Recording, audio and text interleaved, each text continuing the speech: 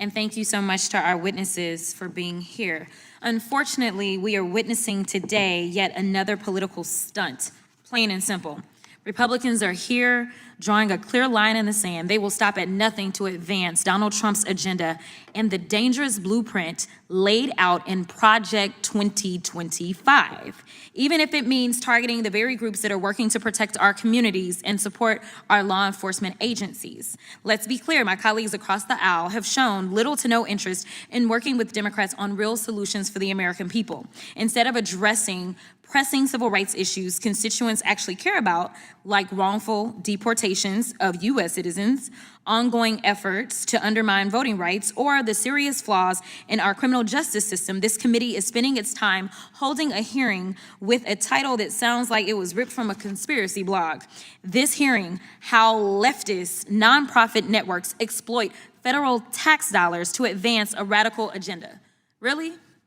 I mean, when I listened to you, Mr. Chairman, who I do respect, I heard you say things about why is it that we're giving money in other places?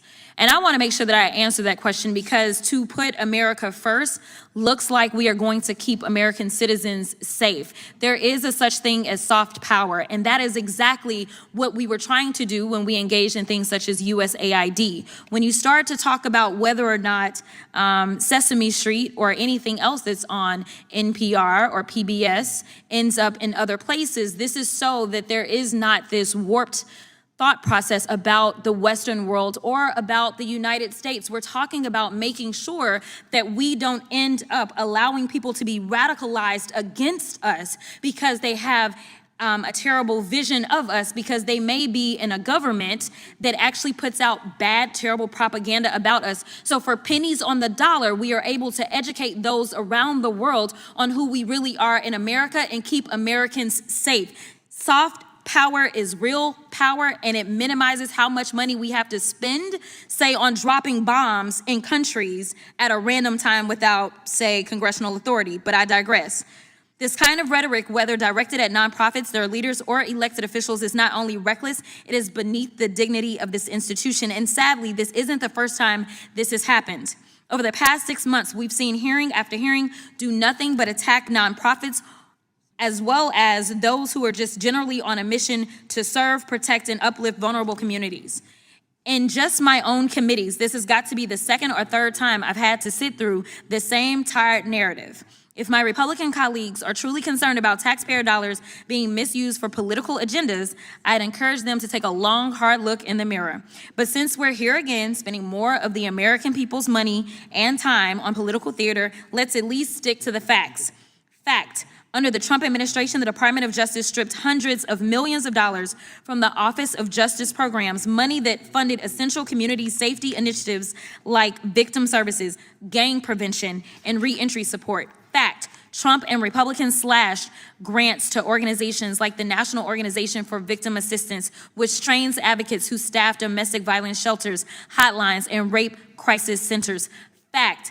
They cut over $10 million in funding to the National Policing Institute, a nonprofit helping rural police departments reduce violent crime. Fact, this week, Republicans are trying to gut PEPFAR, a life-saving program that partners with nonprofits around the world and has saved more than 26 million lives. And let's not forget, many of these cuts were laid out in Project 2025, a radical far-right playbook drafted by hyper-conservative nonprofits for the express purpose of dismantling the very government institutions and systems that serve the public good.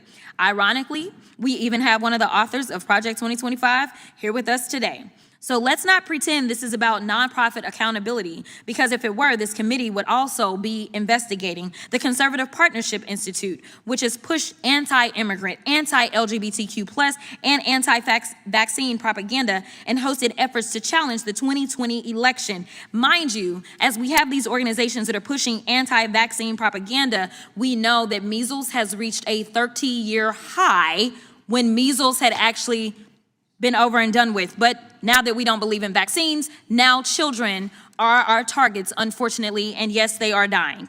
The New Century Foundation, a white nationalist organization that somehow maintains its 501c3 status to launder hate speech through the language of intellectual inquiry. Or they would investigate Turning Point USA, which has been linked to organizers of the January 6th insurrection. But Republicans aren't talking about those groups because this isn't about accountability. It's about silencing organizations that challenge Republican power. It's about targeting nonprofits that protect the very people this Trump-aligned movement continues to harm. These organizations are defending victims of unlawful actions. They're helping to combat global pandemics. They're supporting police departments when this very committee won't. They're working to build safer, healthier communities while Trump and his allies defund them to hand out tax breaks to billionaires. And maybe that's the real threat here. They're effective. They get people off the streets, out of prison, and into opportunity. They educate people about injustice, and that apparently scares some folks more than any so-called radical agenda. Because the only thing truly radical about these nonprofits is their belief that human beings deserve dignity, opportunity, and equal protection under the law, values my Republican colleagues seem to have forgotten, along with love thy neighbor. So instead of demonizing the groups trying to do right by our communities, maybe we should be asking how to support them, how to ensure taxpayer dollars reach the people who need them most, because this hearing should be about public safety, not political vendettas. Until that happens, these hearings are doing more harm than good. Thank you, Mr. Chairman. What we just watched was Congresswoman Jasmine Crockett cutting through the noise and calling out what this latest Judiciary Committee hearing really is. Not oversight, not accountability, but a political witch hunt. And she's right.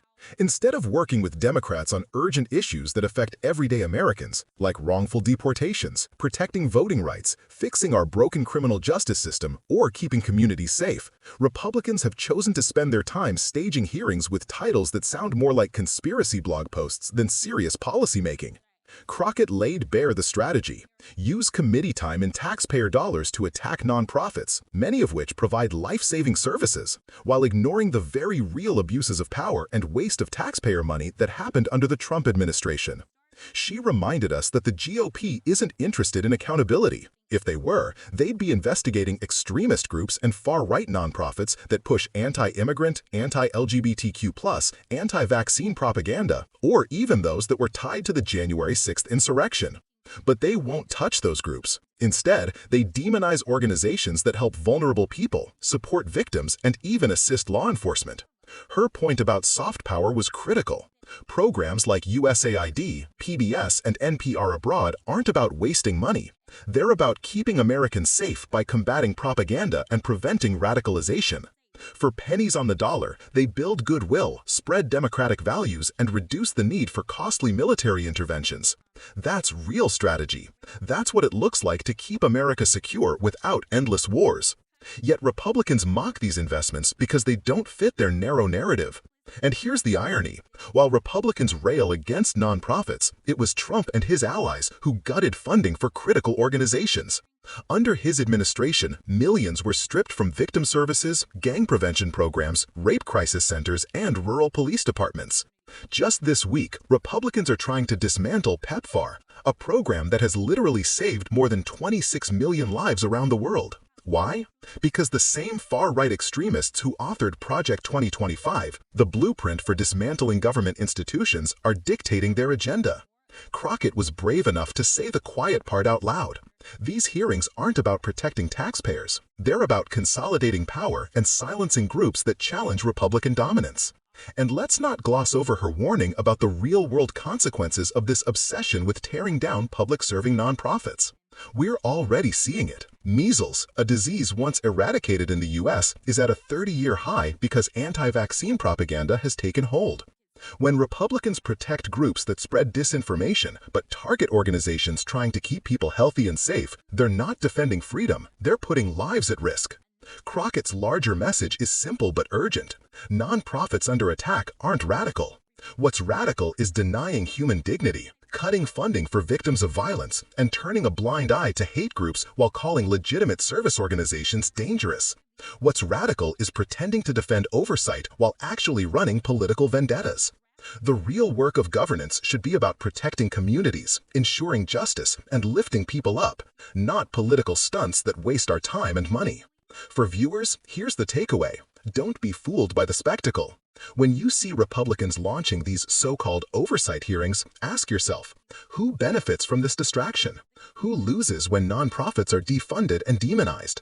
And who gains when resources are diverted from community safety into political theater? The answer is clear. Billionaires, extremists, and the architects of Project 2025 win, while working families, vulnerable communities, and everyday Americans lose. And that's why this matters to you. Because when Congress wastes time on stunts, it's your safety, your community, and your future that's on the line. The call to action is straightforward. Stay informed, challenge disinformation, and demand that your representatives focus on real solutions, not partisan witch hunts. Support organizations in your community that are under attack because they're the ones doing the work that actually keeps people safe and healthy. And most importantly, make your voice heard at the ballot box. Because as Crockett showed us, the fight isn't just about political theater inside a hearing room. It's about whether we let stunts and conspiracies define policy, or whether we demand real governance that reflects the dignity and humanity every person deserves.